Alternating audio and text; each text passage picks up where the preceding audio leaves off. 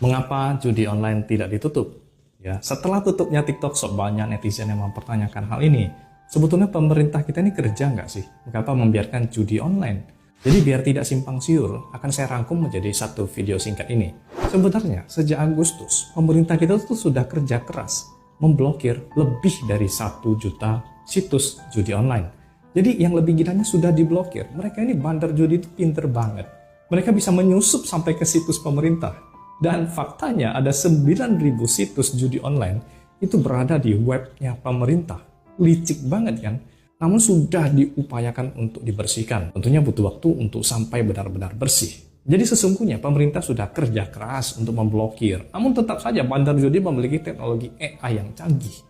Bisa menembus sistem sensor dan blokir. Dan bahkan bisa langsung mengirim link situs mereka ke HP Anda. Itu semua karena adanya kebocoran data pengguna, sehingga bandar bisa membeli data nomor HP tersebut dan dengan mudahnya bisa send link ke kalian semua.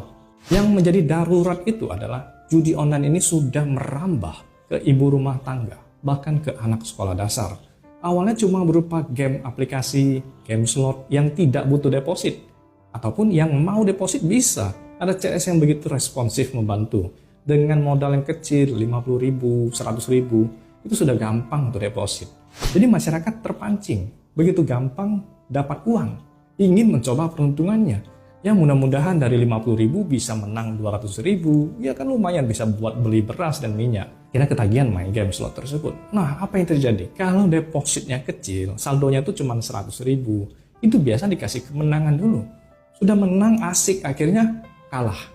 Nah, penasaran, ingin balikin modal, lalu deposit lagi, dan kalah lagi. Lalu karena susah pinjam, akhirnya terjebak ke pinjaman online. Dan ini disebut jebakan dua maut, ya judi plus pinjol. Tentu tidak segampang itu untuk menghentikan sebuah bisnis yang menggiurkan ini. Omsetnya itu 200 triliun setahun. Dengan uang sebanyak itu, mereka bisa melakukan apa saja. Jadi itulah mengapa situs judi online itu susah ditutup. Karena musuhnya nggak terlihat. PPATK mencatat ada 2,7 juta masyarakat kita yang terlibat judi online.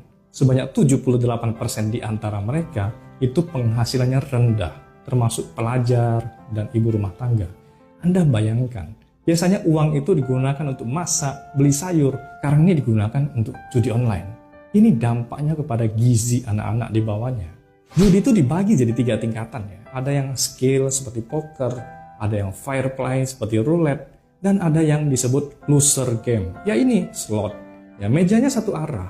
Cuma scroll doang. Secara algoritma sudah diset pasti kalah.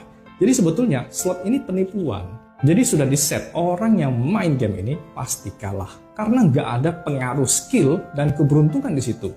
Algoritmanya sudah disetting. Misalkan kalau depositnya 100.000, maka dikasih kemenangan 120%. Kalau sudah mencapai uang 1,2 juta, maka akan dihabisin. Jadi nggak mungkin bisa membalikkan modal walau deposit terus. Jadi sebetulnya kita ini diserang secara ekonomi dan sosial dari berbagai sektor, terutama sektor teknologi. Ya, di HP kita bisa jadi tempat pertama serangan mereka. Melalui aplikasi judi online, pinjol, Indonesia ini bisa gagal menjadi negara maju seperti prediksi para ahli di tahun 2045. Ada pihak-pihak yang tidak ingin bangsa Indonesia menjadi bangsa maju dan pintar. Tentu sebagai kader bangsa, saya mengajak kita semua untuk ayo bersatu padu. Semua elemen masyarakat harus bergerak untuk memerangi judi online. Dan saya percaya TikTok yang punya 113 juta pengguna aktif punya pengaruh yang kuat. Bila kita bergerak semua, menyuarakan dan mengedukasi masyarakat kita bahaya judi online ini, maka masalah judi online ini akan segera terselesaikan. Sukses selalu buat Anda. Terima kasih.